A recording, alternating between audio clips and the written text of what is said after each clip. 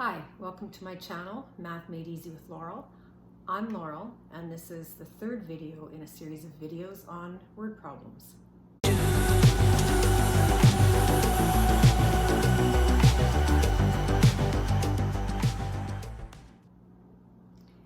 The word problems that we're going to look at today are investment problems, money problems, when people invest money at certain percentages, and you're asked to calculate different things regarding that. So before we start that, there is a fundamental mathematical principle you have to understand, and that involves interest earned on an investment.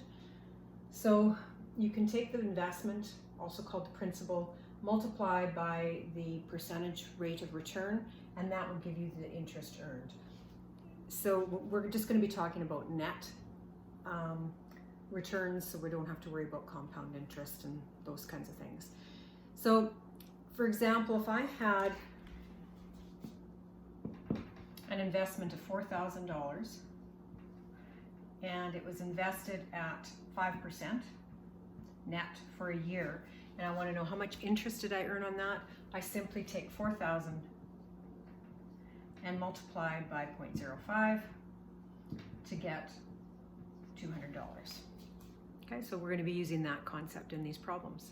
Let's take a look at our first word problem.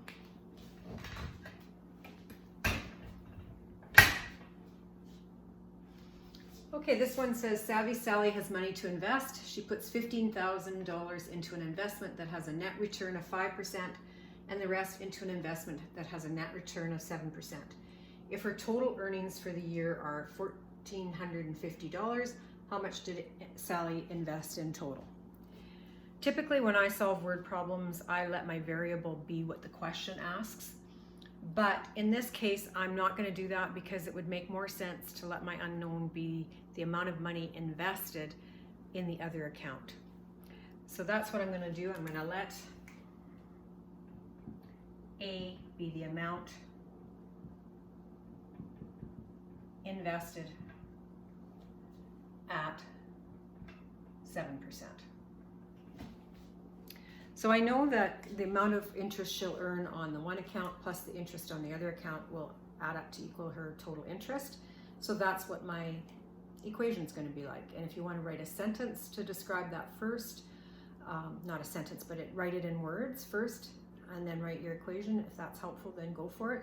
If you were to do that, you would say interest earned at 5% plus interest earned at 7% will equal total interest earned.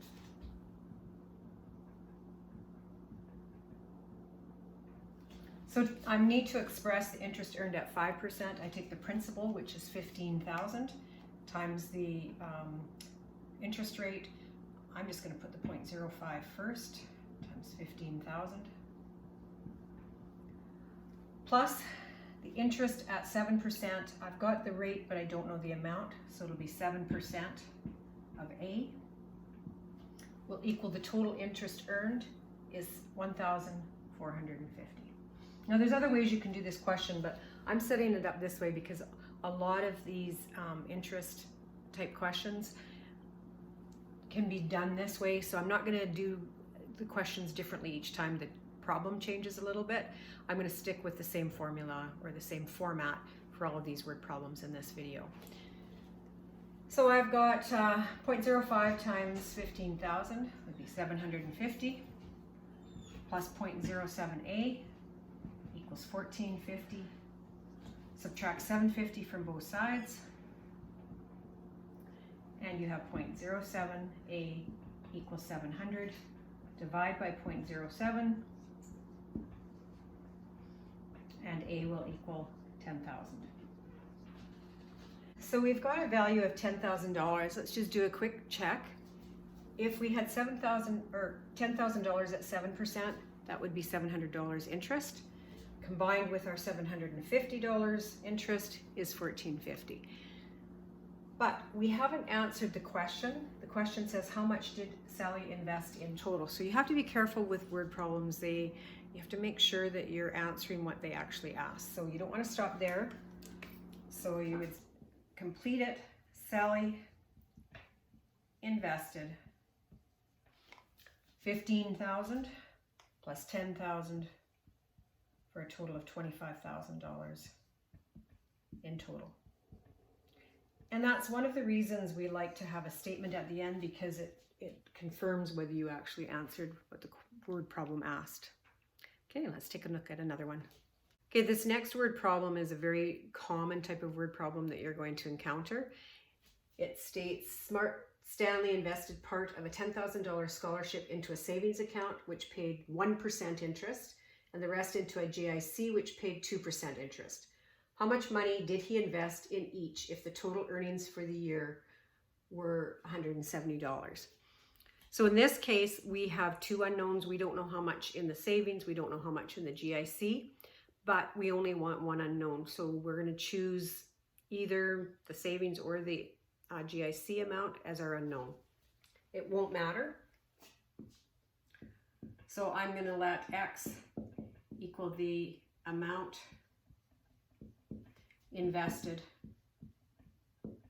in the savings account or at 1%. Now, a total amount of $10,000 is invested.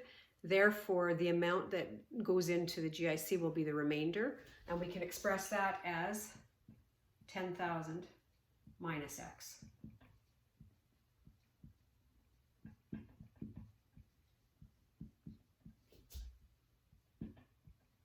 So that's invested at 2%. Now we'll make our equation, which again is going to be based on the statement, the amount of interest earned on the one account, the savings, plus the amount of interest earned on the GIC will equal the total amount of interest earned. I'm not going to write the statement this time. I'm going to go straight into my equation. And I'm going to express the amount of interest earned on the savings account money as 1% of X plus the amount of interest earned on the GICs will be 2% of 10,000 minus X. And those two amounts of interest will add up to our total amount of interest of $170. Now we'll solve. Get rid of our brackets first. So 0.02 times 10,000 will be 200 minus 0.02x equals 170.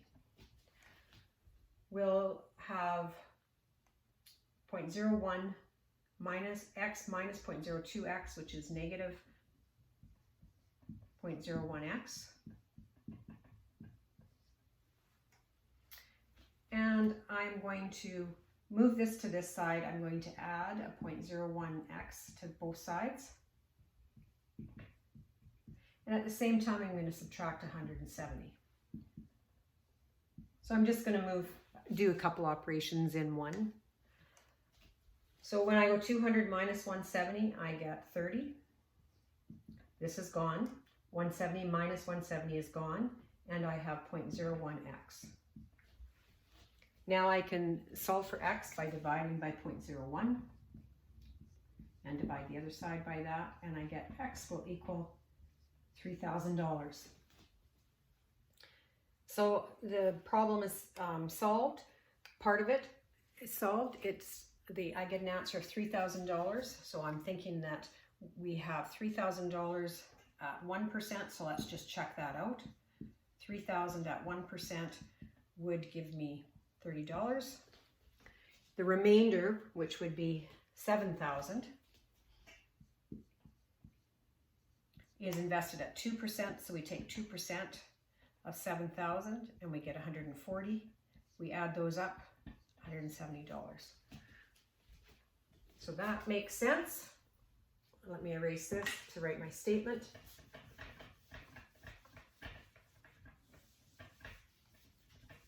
So we would say Stanley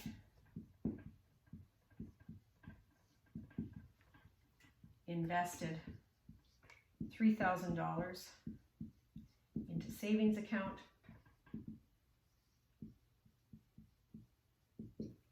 and $7,000 into the GIC. Have we answered the question? How much did he invest in each one? Okay, so it's done. Let's look at one more example. Our last example deals with loss as well as gain in an investment, because that happens. And we have Lucky Lucy, who won a $100,000 lottery. She invested part of it in an investment with a 10% net return, and the other part in an investment with a 10% net loss. How much did she invest in each if there was a $2,000 in total net gain? So again, we have two amounts. We don't know what they are. We know that there was $100,000 total. So let's let our variable represent the money where she made money. Okay, the one that with a 10% net return. So we're going to let A equal the amount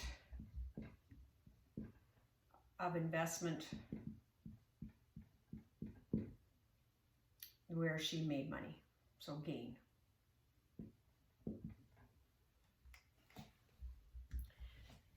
If there was 100,000 in total, the rest, which would be 100,000 minus A, will be the amount of investment loss.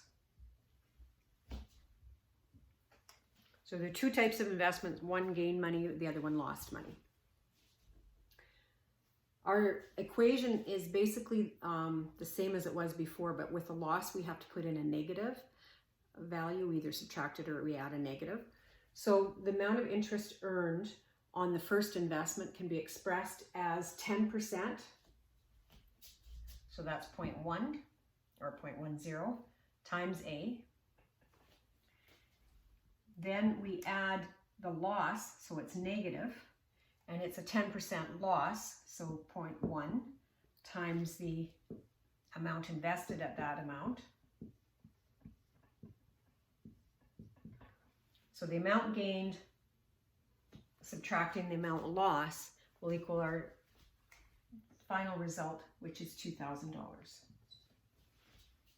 Okay, so the equation is similar, but don't forget when it's a loss, we have to have a negative. So let's finish it. 0.01 or 0.1A minus 10,000 minus gives us plus 0.1A equals 2,000. We add our like terms, so we have 0.2A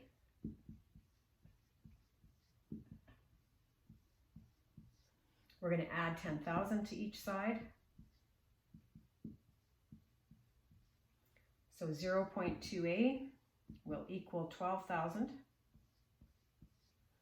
Divide by 0.2, and A will be 60,000. So Lucy invested 60,000 of this in an investment where she gained 10%. Let's just check that. So if we took 60,000, multiplied it by 10%, that would be $6,000 gain. If we take this one, the other amount, which would be, if we take $60,000 away from 100,000, the rest would be 40,000. So $40,000 invested at 10%, but remember that's going to be a loss. So that's going to be a loss of $4,000. And that total then would be a gain of 2,000. So we've done a check. We can see the numbers all work out. So we'll answer the problem with the statement. I often just put it in point form, but it's going to depend on what your teacher requires. So hopefully now you have an idea of how to handle these types of word problems. The best thing to do is try to seek some out and work on them. There might be little twists and they might be slightly different than what I've done, but hopefully you're getting the idea of how to set it up and make adjustments accordingly depending on what information is given, what information is asked for. So practice them, and when you're confident with this type of word problem, take a look at the next video. See you then.